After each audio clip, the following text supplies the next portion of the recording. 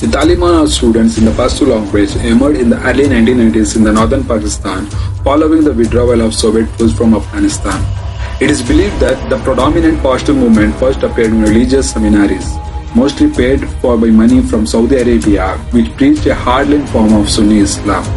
The promise made by the Taliban in Pashtun areas starting Pakistan and Afghanistan was to restore peace and security and enforce their own austere version of Sharia or Islamic law once in power. From southwestern Afghanistan, the Taliban quickly extended their influence in September 1995. They captured the province of Herat, bordering Iran, and exactly 1 year later, they captured the Afghan capital Kabul, overthrowing the regime of President Burhanuddin Rabbani, one of the founding fathers of Afghan Mujahideen that resisted the Soviet occupation. By 1998, the Taliban were in control of almost 90% of Afghanistan. Afghans were wary of the Mujahideen's excesses and infighting after the Soviets were driven out, generally welcomed the Taliban when they first appeared on the scene. Their early popularity was largely due to their success in the stamping out of corruption, curbing lawlessness, and making the roads and areas under their control safe for commerce to flourish. But the Taliban also introduced or supported a punishment in line with their strict interpretation of Sharia law, such as public execution of convicted murderers and adulterers, and the amputations of those found guilty of theft.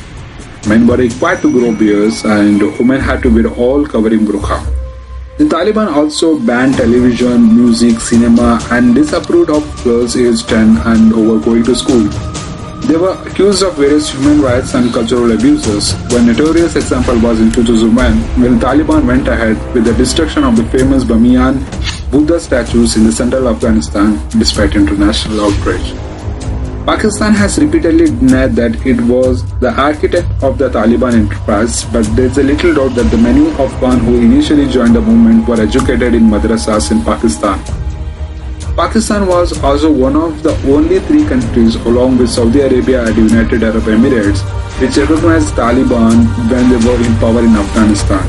It was also the last country to break diplomatic ties with the group.